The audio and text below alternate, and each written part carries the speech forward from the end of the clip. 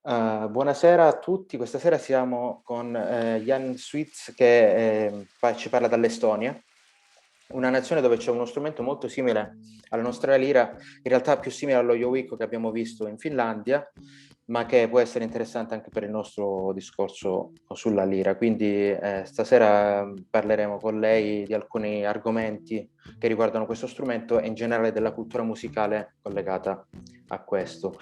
So, hi, good evening, and thank you for joining us.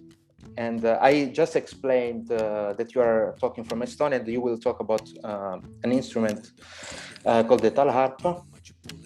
And so I will start by asking you a little bit about your like musical path and how did you start to play this instrument, some general things. So I will explain in Italian now. Quindi adesso le ho cominciato a chiedere qualcosa su come hai iniziato a suonare lo strumento e come si è approcciata insomma allo strumento.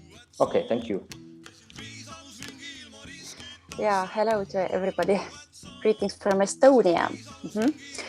Yes, I started to think how long I've played this instrument, and it's about 20 years now already.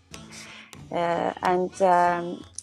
have this cultural academy here, which this year we celebrated the 30 year of anniversary folk music education, higher education. Okay. So it's all yeah. So I got contacted with this instrument through a school program in university. So so we have this program that I studied violin, but in the second year I had to choose one relative instrument to the violin, and I got to choose between mandolin, Talharpa, and double bass. And of course, I chose Talharpa, and it became quite quickly my favorite instrument. Ok, just let me explain a bit what you said. Ok, quindi Janne ha iniziato a suonare lo strumento circa 20 anni fa, grazie a un'accademia di musica popolare che c'è nel posto dove vive, che quest'anno festeggia i 30 anni di attività. Diciamo, durante i suoi studi universitari ha dovuto scegliere accanto al violino un altro strumento e c'era la possibilità di suonare mandolino o Talharpa o altri strumenti, contrabbasso, e lei è andata sulla Talharpa. Okay. So this happened in the university time, so to speak. 20 years ago. Okay. Okay. And so this academy that you are in is part of the national education system in Estonia? Yes. Okay. It's cultural academy where you can study traditional music, traditional handicraft, woodworking, metal stuff. So okay. Yeah. Very interesting. Quindi adesso Jan ci spiegava più in dettaglio che in Estonia c'è questa Accademia della Cultura dove si possono studiare oltre agli strumenti popolari anche tutte quelle arti e mestieri legati alla tradizione.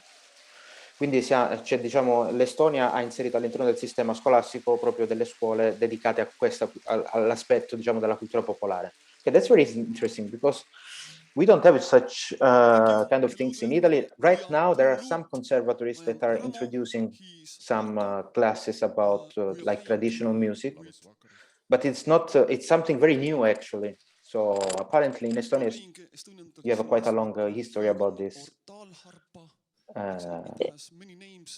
Yeah, the education system started 30 years ago already, and then there it started also folk music festivals, and then it's the first one started, and then now we have many small folk music festivals and music camps where children and adults can learn traditional instruments. And yeah.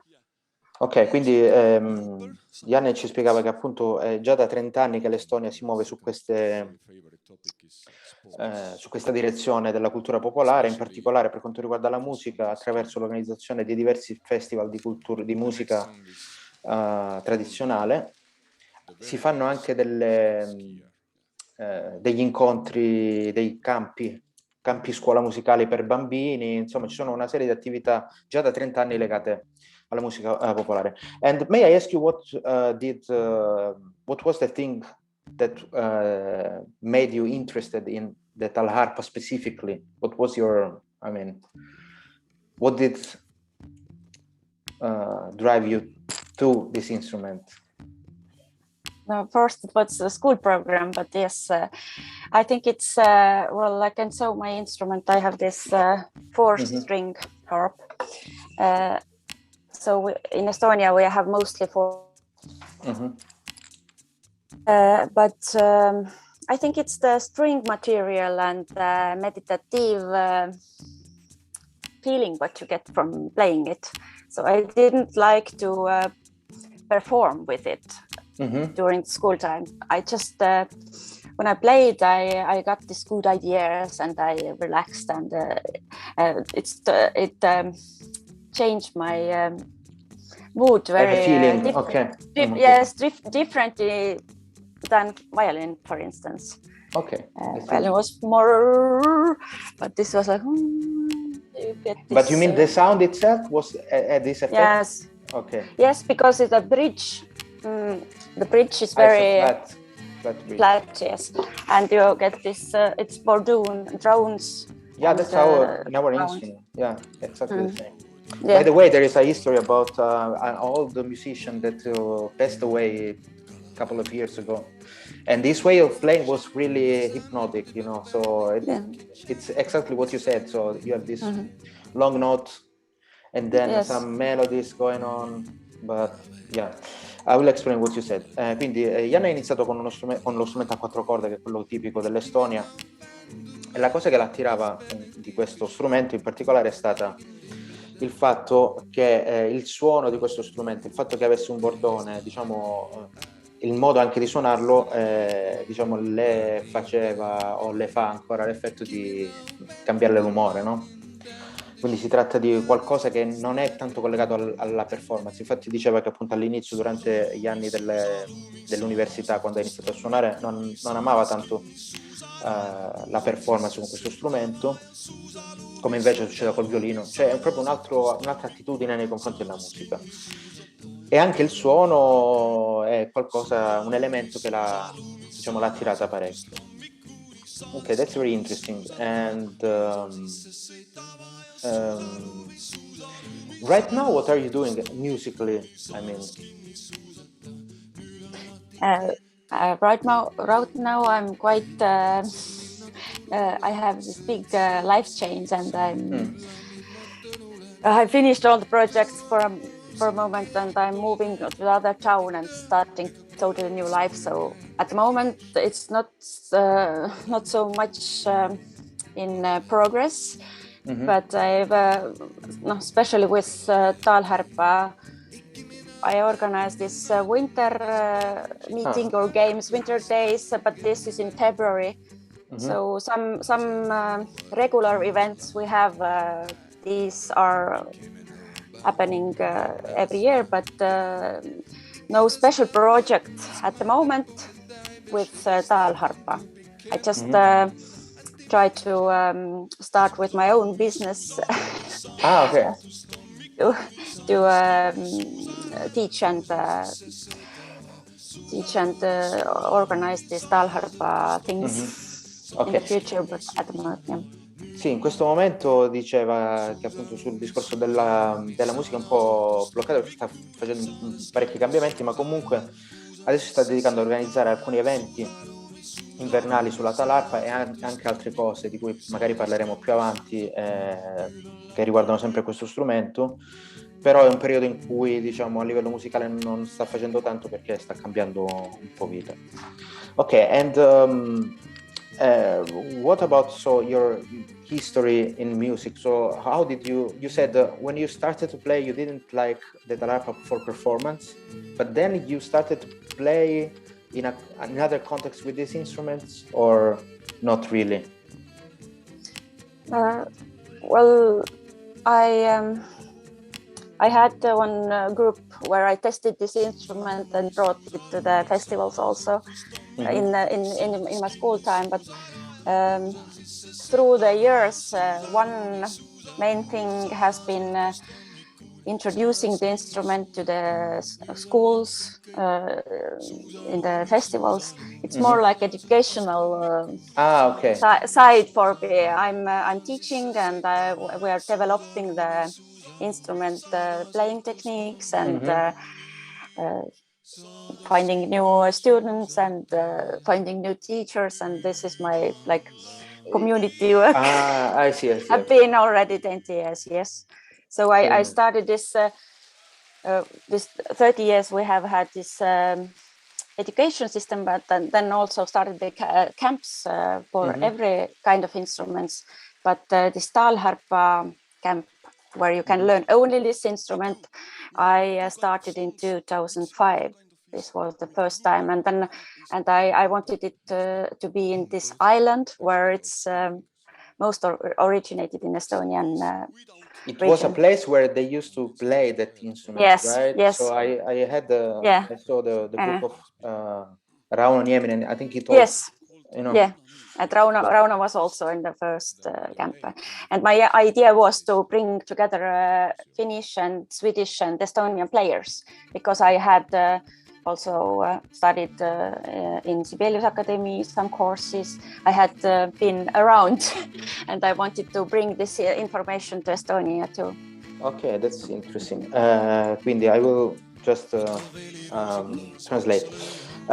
Quindi le ho chiesto un po' del suo percorso musicale con la Talharpa anche nel passato, e diceva che l'aspetto che le ha interessato di più in realtà non è tanto il suonare lo strumento come, diciamo, come musicista o come all'interno di contesti performativi, ma piuttosto quello di promuovere la cultura legata a questo strumento. In particolare ci raccontava che dal 2005, cioè nonostante il sistema scolastico estone promuova, diciamo, l'apprendimento di questi strumenti, comunque lei dal 2005 ha cominciato a organizzare dei campi estivi, ma non solo dei campi, diciamo, dove si può apprendere questo strumento, e la sua ricerca è andata piuttosto nella direzione di sviluppare delle tecniche per suonarlo, i modi per insegnarlo e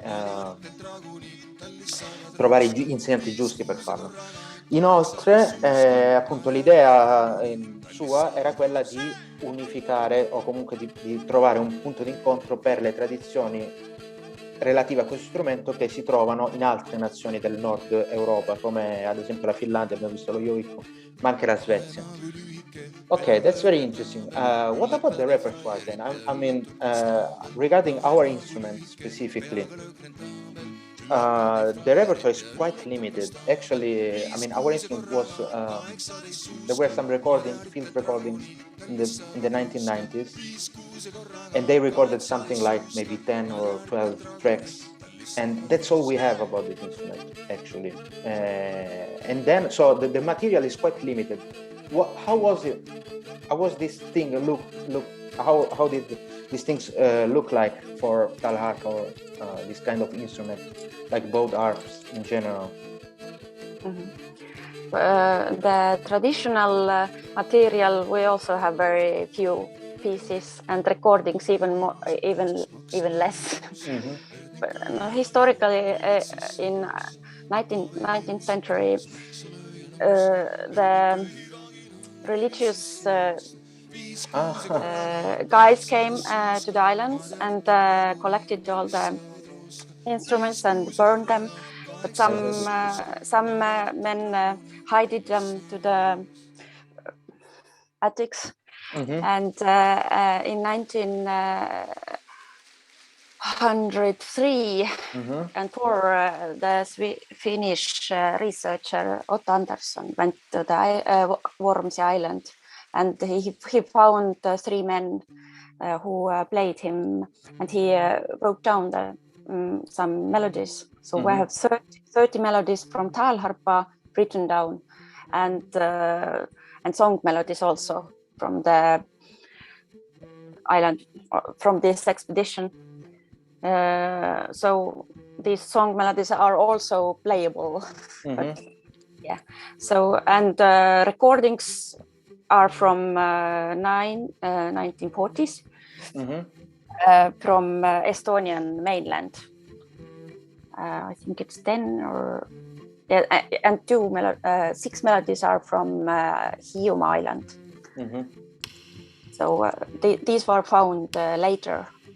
Ok, let me explain just this. Ok, le ho fatto adesso una domanda sul repertorio perché appunto diciamo il nostro fra virgolette problema o la cosa che rende diciamo il discorso della lira un po' limitato è il fatto della mancanza di un repertorio e le ho chiesto com'era per quanto riguarda gli strumenti, le arpe diciamo ad arco del nord Europa.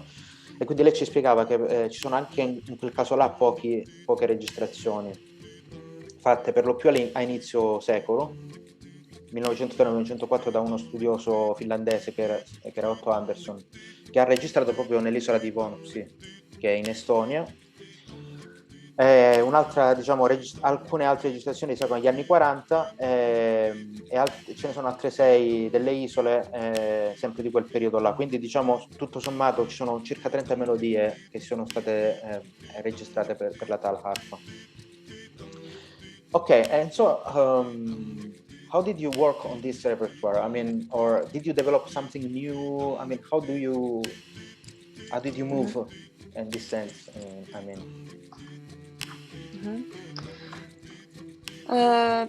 Basically, I studied also the woodworking, and I built together with Rauno Nieminen some instruments also. So if you know the construction of the instrument, the string material, and you play yourself, then you can imagine how it maybe sounded. And also I researched the photos and pictures closely and playing positions, and I tried these positions they had. But in old times the instruments were not so light as they are today. Where today they make them very light because to get the better sound. And old days they carved them out from one wood and they were heavy. You can put it to your laps and it stayed there. But these new instruments, they need a different playing position, and that's all also. We don't try to play bad songs. Okay. But in a way, I tested different positions and string materials, and so this way I reconstructed the playing technique of a Wormsi style. I made my master thesis about this playing technique. Ah, ok, interesting. Yeah. Let me explain then. Quindi appunto l'altra questione era diciamo come hanno fatto, partendo da questo materiale così scarso, diciamo a ricostruire una tecnica e un modo di suonare, no? Questo repertorio. E quindi lei ci diceva giustamente che capendo come funziona lo strumento, quindi anche attraverso la ricostruzione dello strumento stesso, lo studio di alcune fotografie, diciamo l'osservazione dei pochi riferimenti che rimangono, si può arrivare a capire che tipo di impostazione c'era nel suono, nel suonare lo strumento, e in particolare appunto poi cambiava anche da posto a posto e per di più gli strumenti erano anche più pesanti, per cui c'era una posizione diversa nel suonare, e quindi partendo da questo qua lei ha scritto una tesi di master proprio su questo argomento, cioè sul modo di suonare, cioè sulla tecnica esecutiva degli strumenti. Però quindi appunto l'approccio non è solo quello di ricostruire ma anche quello di sviluppare, per cui gli strumenti che fanno adesso per esempio sono molto più leggeri rispetto a quelli che sono stati tramandati, e quindi diciamo c'è uno sviluppo di queste cose. So you basically are saying that it's not just reconstructing how they play but also developing something new. I mean, if I understood well what you mean. Is it right?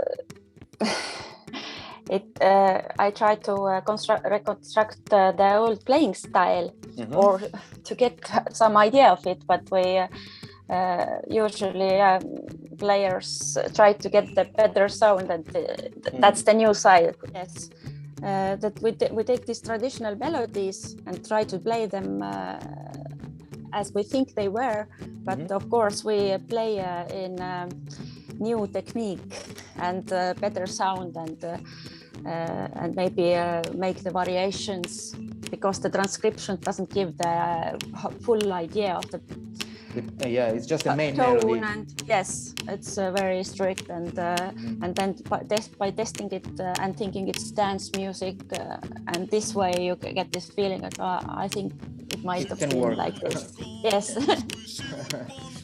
Okay, so basically you didn't start from recordings then, so from transcription. This I did my thesis about this island style. Okay. Which was not recorded. Yes, but later when a Finnish researcher found this 6 recordings about another island player, then I compared, then I listened and took some ideas to these melodies also, because these recordings were from the Swedish inherited player. Okay. These are only the historical recordings of Swedish heritage players. We have the recordings are Estonian players in Milan and Estonian tunes, but quindi adesso Janne ci parlava del fatto che nel suo lavoro di master, in cui ha cercato di ricostruire proprio lo stile delle isole, che non era stato registrato, quindi di questo stile noi abbiamo solo delle trascrizioni in notazione. Ha cercato appunto di cercare di capire come veniva suonato questo stile, per cui diciamo dal fatto che si trattava di danze allo studio della fotografia ha cercato proprio di fare una ricostruzione di come poteva suonare questo stile, diciamo, delle isole. Quindi si è basata principalmente sul repertorio che è stato trascritto, quindi non c'è una registrazione, ma poi successivamente sono stati trovati 6 brani di un'isola vicina che però appartiene alla Svezia, e quindi in quel caso l'ha potuto avere un minimo di confronto con, anche con alcune registrazioni di musicisti che potevano essere più o meno simili a quelli estoni, anche se non svedesi. Okay, so it's quite a big job that you did, I think. Now,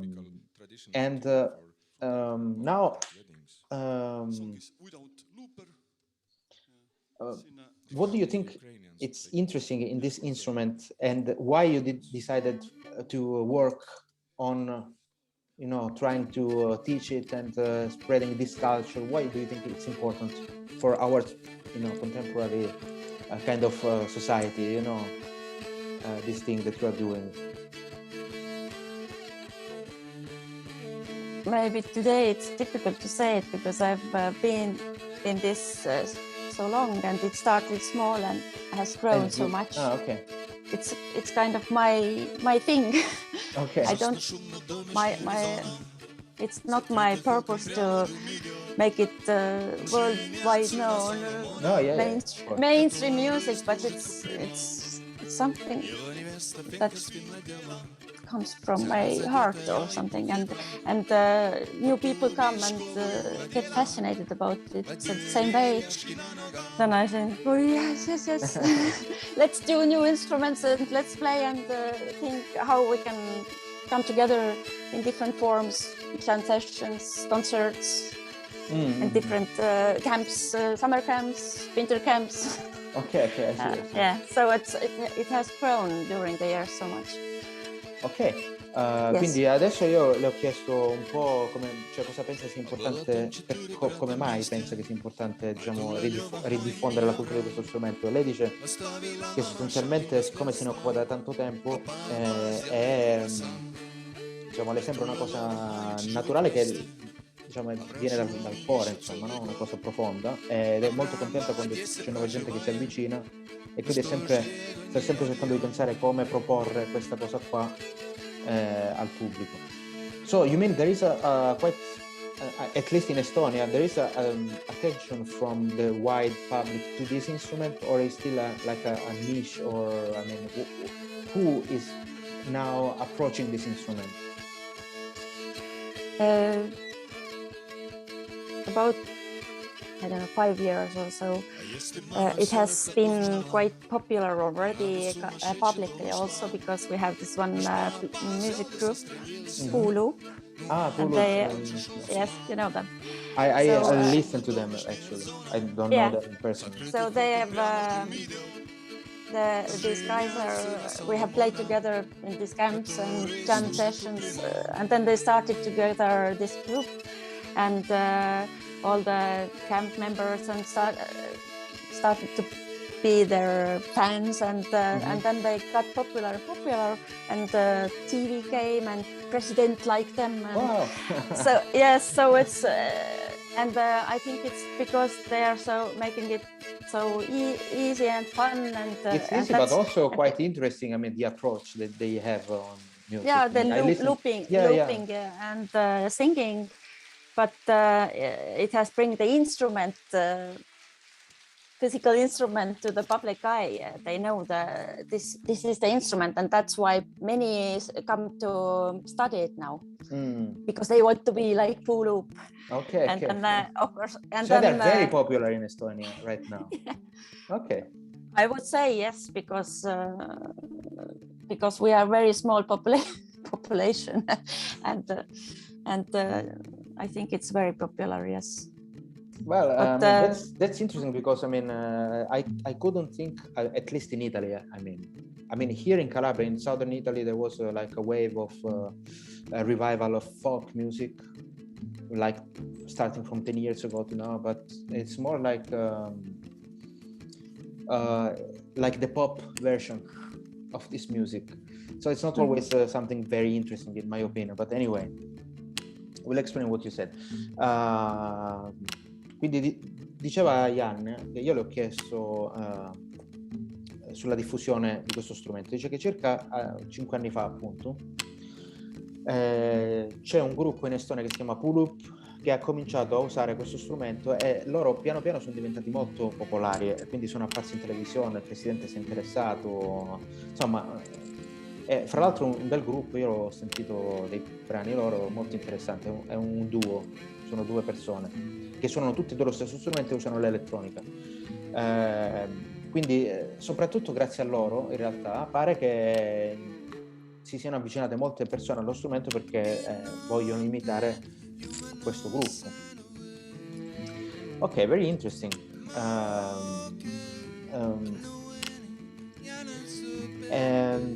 So right now there are many people playing it. I mean, how does the musical environment around Talharpa looks like in Estonia right now? I mean, also compared to your experience. You started 20 years ago. I guess it's something that grew over the time, but I mean, can you describe a little bit more in detail? I mean, who are the people who are interested, and how it grew over time? I mean. No, mostly we grow out from the university violin players who chose the Talharpa.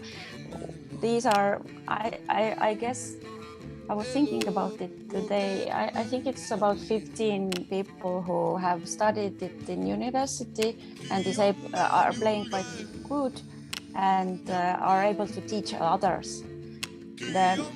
The main crowd is the people who are just do different things in their life. They are not even musicians, and they like this instrument. And they have, nowadays we have the living standards are grown quite quickly in Estonia. Maybe 30 years ago you couldn't buy the instrument yourself, or students, but now we all can afford it, and so we can have good instruments. And I try to also organize the building camps where the people can understand better how to take care of the instrument also. It's very important. and you use horsehair strings, right? So you have to make your strings as well. Well, I use horsehair, but many has started to use the nylon strings. Okay, so it's more stable. And some do gut strings. And it depends. I mean, I thought it was yes. like a standard horsehair. Yes, it's the old way, but now everybody wants to play together and to tune together. It's the legend that we have this legend that you tune your instrument half of your life and the other half you play out of tuned instruments. But now the chain. Yeah. But it's time to change this legend. Yeah. Okay. Yes. They say it. I mean, when you have gut strings, like I play the viola da gamba, they say the same things. Or lute player, they say the same things. But anyway. Yeah. Quindi adesso l'ho chiesto com'è diciamo, l'ambiente musicale legato alla Talharpa oggi, e diceva che appunto ci sono alcune persone che sono dei violinisti solitamente, che sono dei musicisti formati, che usano anche la Talharpa e la insegnano. Sono una quindicina di persone in Estonia, ma la larga maggioranza del pubblico di questo strumento invece si tratta di gente che ha, diciamo, le loro attività e lo fanno per passione, come diciamo, strumento amatoriale, diciamo. E quindi lei, diciamo, ha cominciato a proporre anche degli stage di costruzione dello strumento e di come sulla manutenzione, perché appunto questi strumenti qua, diciamo, l'aspetto della manutenzione, dell'accordatura ha diciamo, un aspetto preponderante, diciamo. Quindi diceva che a questo aspetto vengono dedicati anche dei laboratori specifici. Okay, would you say that it's a lot of people play this instrument right now in Estonia? In summer camps we have about 40-50 people every year. Half of them are old members, but every year there are new people coming. Yes, and some stay playing, some quit at the beginning. But yes, I don't know what's many. I think for Estonia it's quite a lot. And also in winter camps, last time it was 50 people who played already, because winter camp is for already players, and we teach to each other. It's a community. You have we have jams. That's interesting. I mean, you developed like a methodology for this, or for teaching this, or for doing this, or it's just like spontaneous playing? It's the idea came out from the difficulties of organizing camp, a whole week camp, where you invite the teachers, you have to pay them, you have to make the projects. I thought people just want to. Yes, I thought that let the summer camp be the teaching camp and methodical and stuff like that. But people want to come together and play. So I thought when winter is a good time to get together, just to play and not to have to make the projects. Everybody comes with 1-2 tunes, and we make groups, and we teach to each other. Even if some can't play it quite properly, the others help. Yeah. Okay. I mean, you said. No, my question was about, you said that these winter camps are more for people that already play the instrument. Yeah. But what do they teach to each other? I mean, they compose new tunes or new melodies, or it's just like taking the old melodies and teaching to the other people? All kind of melodies. All kind of stuff. Okay. Yes. For instance, Puulup guys, they bring punk melodies. Some have heard some Swedish melodies. So I mean, you are like the mood is playing whatever with this instrument. Yes. Here it's very much connected to like traditional dance music. And for now, that's it. I mean, you don't play any other things on this instrument that we have in Calabria, at least. You know?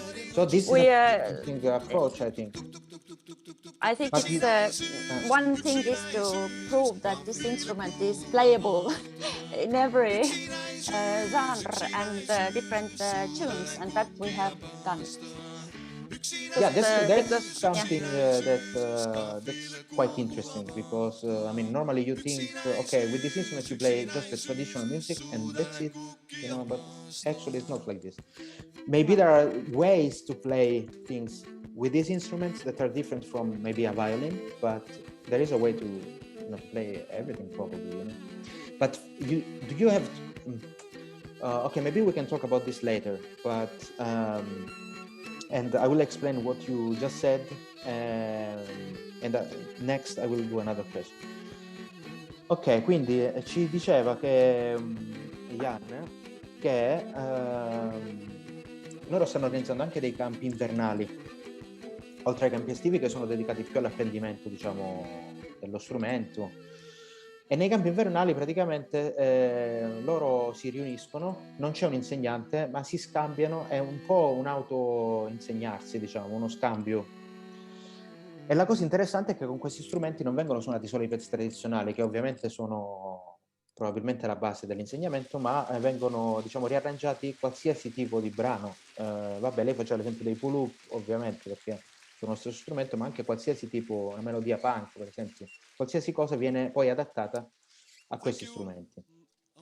Wow, interesting. So, next question was about, so to do this work with like new music or music that was not meant to be played on that instrument, do you need a specific instrument or like a more performing kind of instrument? Or, I mean, how do this relate to the instrument itself? Well, or you play just in, like, for example, with the lira in Calabria, we just play the first position. I mean, basically we use 6 notes. Is it, I mean, you adapt the melody to this, or you develop the instrument to put like a bigger kind of I think all developments are together with Rauno Niemelin, actually. So it's, Lassi probably told also about this, that we have the longer arms, yes. So we can, okay, yes. I can go to the third position and play on the second string, even on the third, but I have very short fingers, so it's difficult. Okay. But I don't have this instrument. I have the other instruments where I have brought the strings very near to this side because of my short fingers.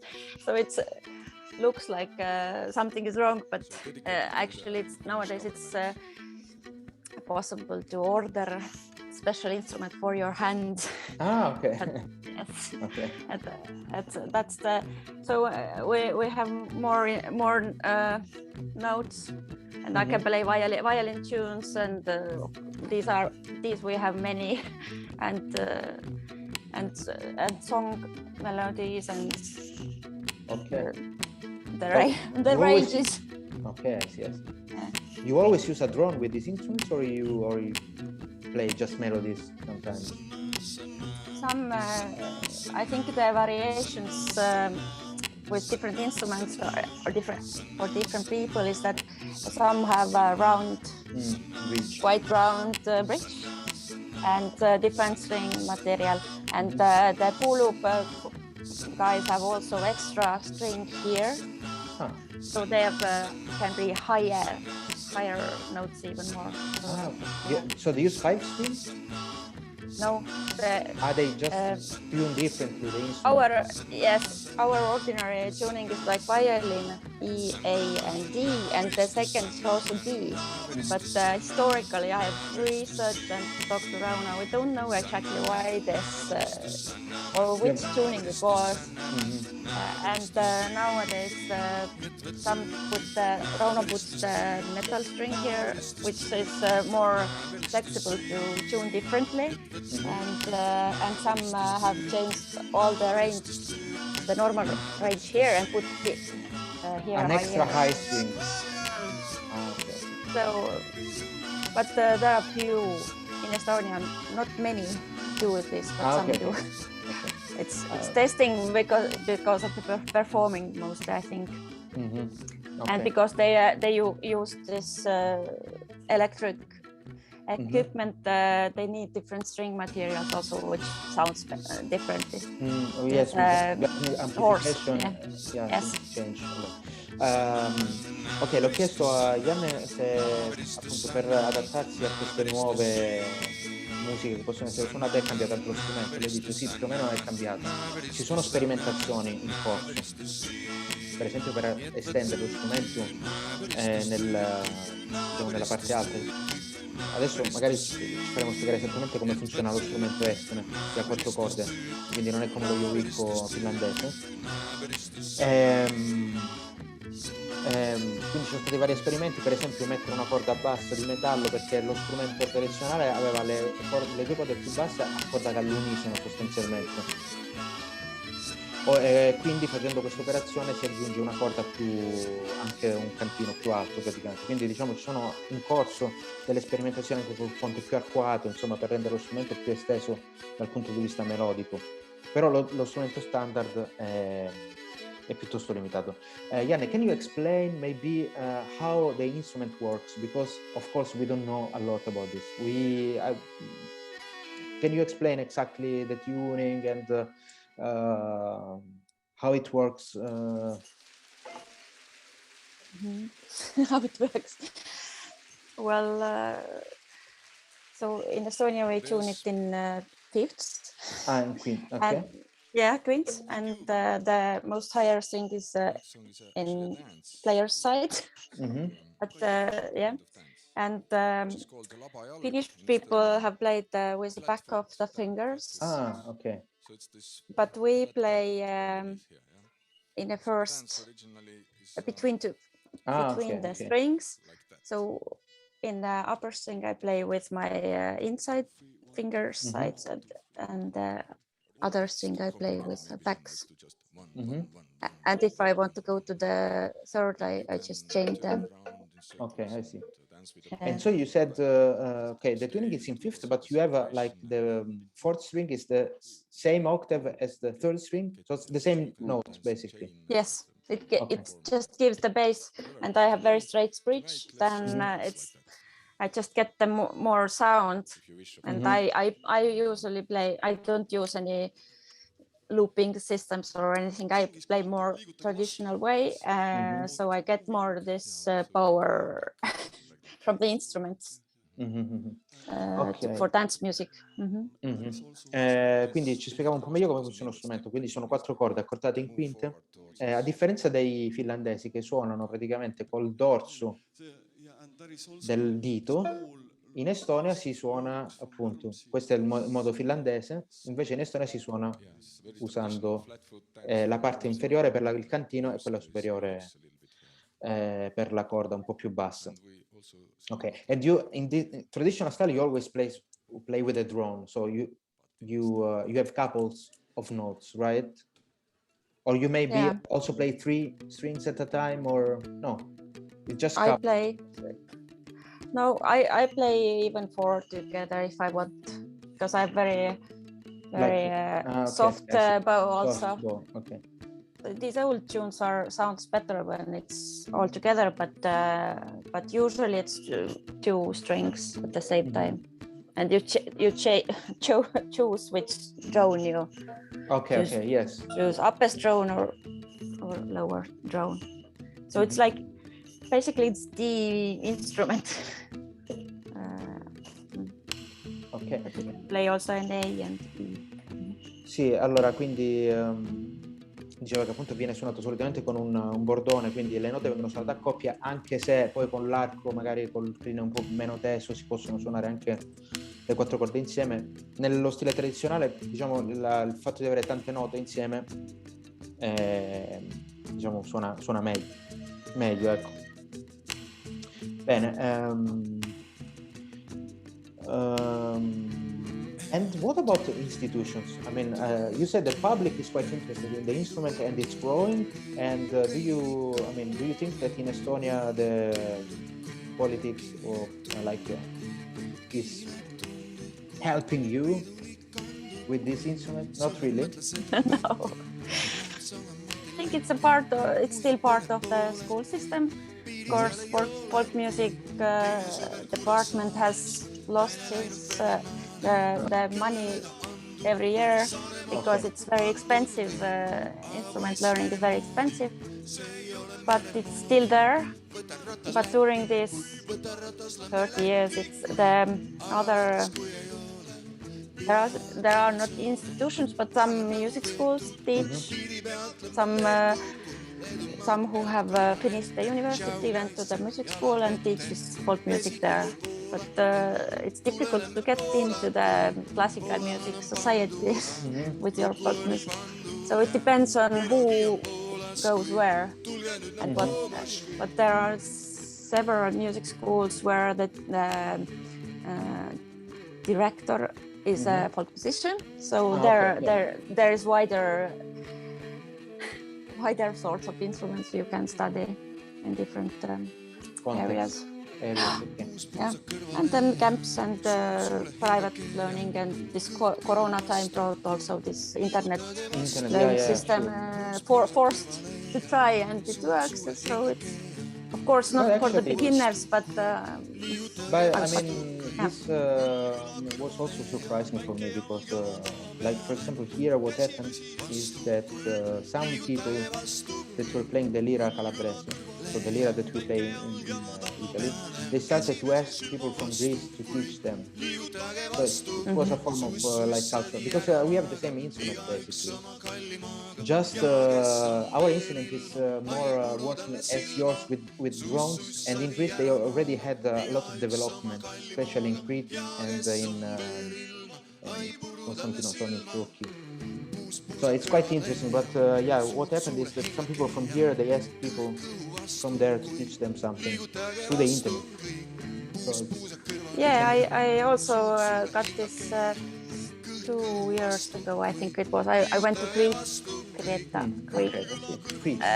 Labyrinth organization. I don't know if you know. Yes, and I took this camp where they all played so quickly.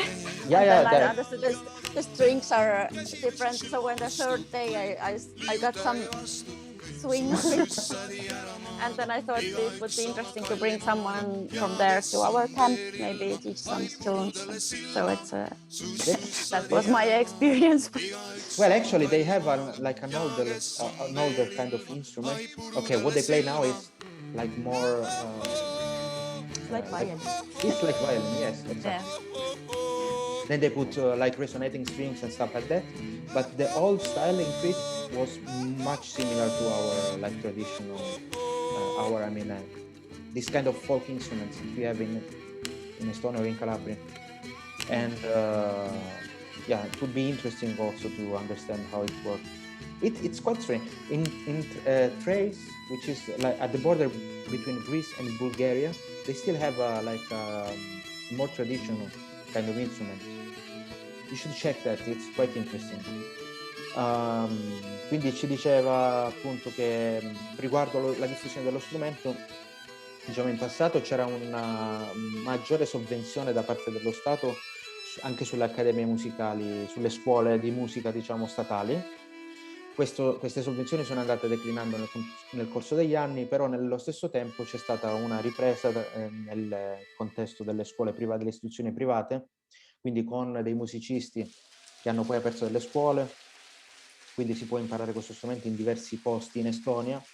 I summer camps, quindi questi campi estivi che vengono organizzati in maniera diciamo piuttosto informale, diciamo, e delle accademie appunto private. Quindi appunto c'è da una parte la perdita diciamo di questi dipartimenti diciamo della cultura popolare all'interno delle istituzioni, però dall'altra diciamo una ripresa dal punto di vista dell'iniziativa un po' più spontanea.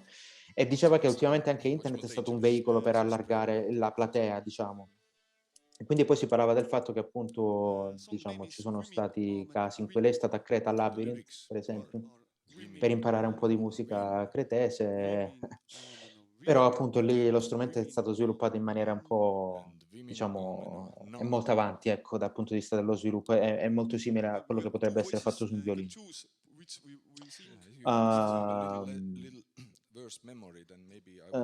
So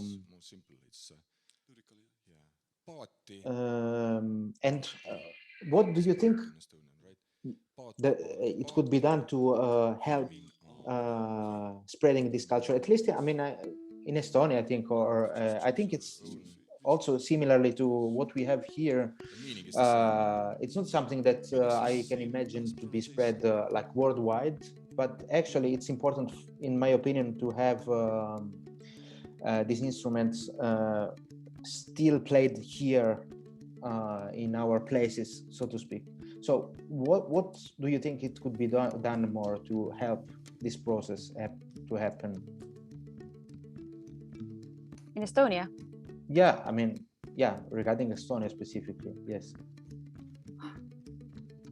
Well, since 2 years ago, we also started this pedagogical discussions with teachers at how to teach better, also with Finnish people, and we went also to Finland and had this seminar. So this is one more step further to help the learners how to get the bow move and rehearsals, and because there isn't any teaching technique system for these old instruments. In the same way we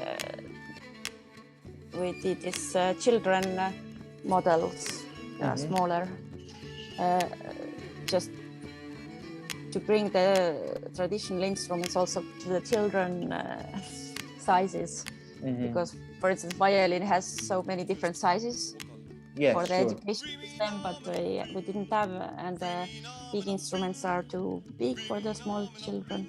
So we had this children project, and some also started to play and use them. I think it lives its own life already. It's quite popular, and that's nice to hear. Actually, for us, you know. Yeah. So if there come more people, they start to teach them in smaller places, and more jam sessions come, and at the moment I think one of my purpose has been that me myself don't have to organize everything. I want to throw this idea, and then I get to do other things myself.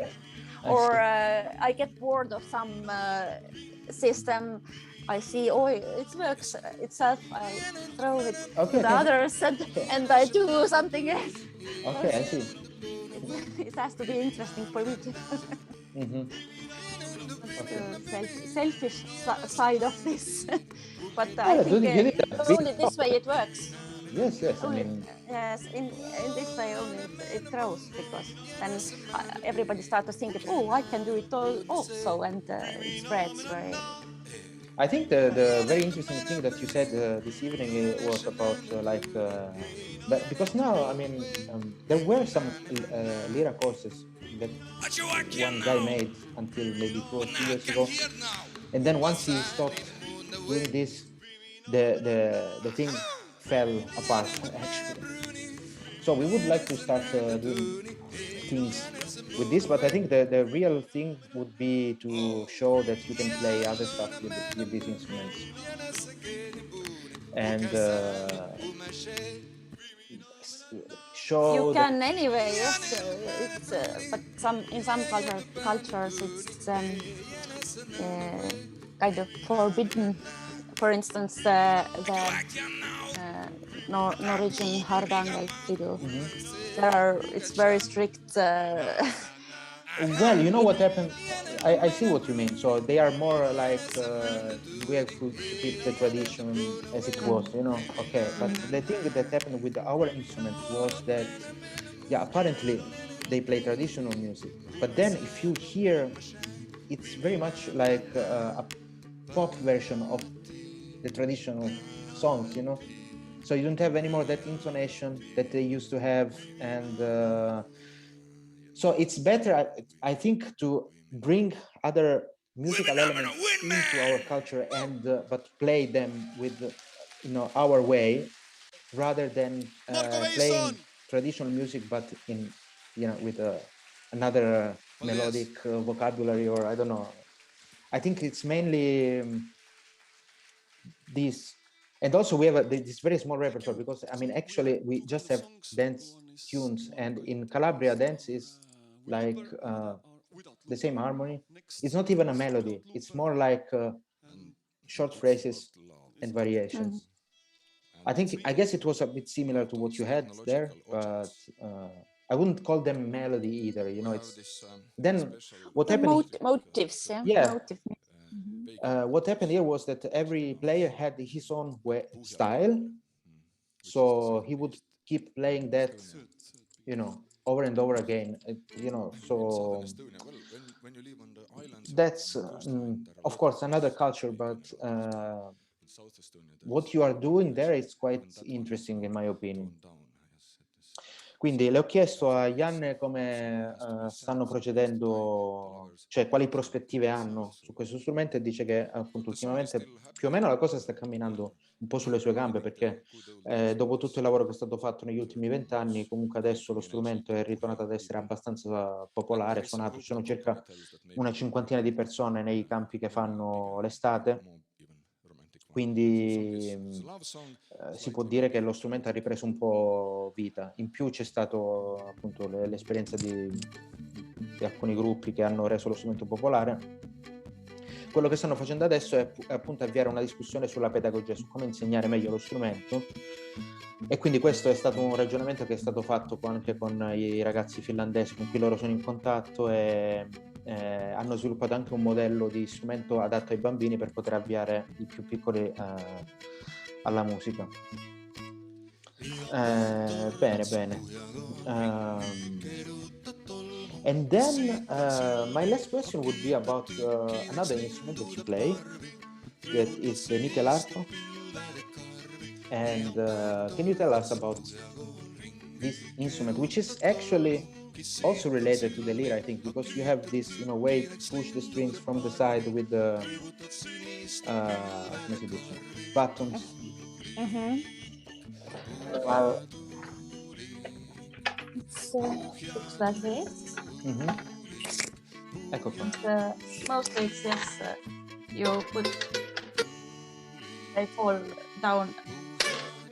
And it's a row for every melody strings, and then it's resonant strings. Yes.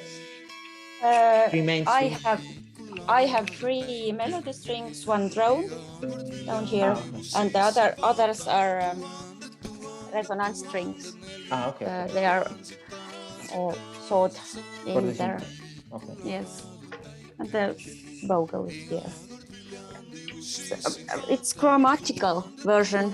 Of course, it's also medieval instrument, and the older version is with 3 strings and cut strings with 1 row. And but did you have sympathetic strings as well on old models? No, just main strings. In old models, I think these metal strings are from 19th century, but or later. But the older version is cut. But you mean you just have the 3 strings? 2 drone and 1 melody. Old version. Yes. Okay. And it's called Muraharpa. Muraharpa. Yes. It's smaller, and but it sounds quite similar to Hiukan, Talharpa. It's quite again, but it has also the middle versions different. You can put the strings differently, and and nowadays they have also 5 or 4 rows. Okay. It has developed. Okay, I will explain the instrument and then we ask you about what you play with that. Quindi lei suona anche un altro strumento che comunque fa parte un po' della famiglia della lira, che è la Talharpa, che è questa, diciamo, lira a bottoni, che appunto usa un sistema di tangenti per toccare per stoppare le corde, quindi si suona anche con l'arco. E ci spiegava un po' che questo strumento che suona lei è uno strumento cromatico, quindi è stato sviluppato, ha delle corde di risonanza, delle corde simpatiche, ma i i modelli antichi che montavano corde in budello sostanzialmente erano molto simili alla Talharpa, perché avevano 3 corde di cui 2 bordoni, e quindi diciamo c'è stato anche in quel caso là uno sviluppo. And so in Estonia you said there were it was traditionally played also, or no? No. It's totally Swedish. Ah, Swedish. Yes. okay. I studied in Sweden. Mm-hmm. But you are playing Estonian music on that instrument. Yes. Okay. I'm the only one Mm-hmm. in the But world. there is a specific repertoire for this? I mean, how did you go? It's chromatical. It's very, you can play anything. There are some Estonian people they play classical music. Mm-hmm. It's very. I think there is an Italian guy also who is playing the Talharpa, who is plays Baroque music and stuff like that. Yeah, and some play medieval musics. But I think I know maybe 5 people who have Estonian name and play something with it. But I am the only one who play traditional music.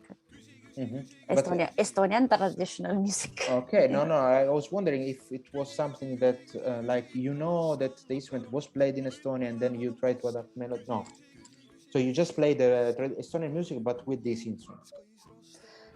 Yes, in Otto Andersson's and research, he named this also the relative instrument to the Talharpa he found. And so I kind of, if you play harpas, it's so great to know to play different harpas. And then I got a chance to study this one and have played Estonian music in it. Ok, interesting. Quindi a proposito di questo del repertorio, diceva vabbè, lo strumento è uno strumento tipicamente svedese in realtà, quindi in Estonia non c'era, non è stato registrato, diciamo, dalla ricerca etnografica, però appunto fa parte della famiglia delle arpe, di queste appunto lire ad arco, e quindi in quel caso là lei ha avuto la fortuna di andare in Svezia, quindi l'ha imparato e adesso sta suonando il repertorio estone su quello strumento. Okay, Janne, thank you very much. And we should talk about, it would be interesting to start organizing camps here about the lira. Maybe it would be a good possibility to exchange some, ideas, and also invite you here to show us how to play other things on this instrument. Yes, I'd love to. Yeah, sure. Here I come. Okay. Yes. And so if you have any more questions, just write or sorry. We can talk. If you have more questions, you can write and we can talk again. Okay, nice. Yes. Basically, I will ask you about probably organizing a camp. We are right now. We are trying to find a place to do this. If things work, we will start working seriously on this aspect. It's interesting, I think, in my opinion, also the fact that if you talk about the instrument, like to play the instrument, also the building of the instrument is very much connected. So I'm working with a luthier right now who could not be here today, but normally we do these interviews with him, and I think it, compared to like a normal instrument, you have this idea of not just seeing how it's played, but also how it's made. There is a whole culture around this, so quite interesting. Ok, grazie allora, buona serata. So thank you very much and have a nice rest of the day, and we'll keep in touch. Okay? Yes. Thank you very much. You. Ciao. Ciao.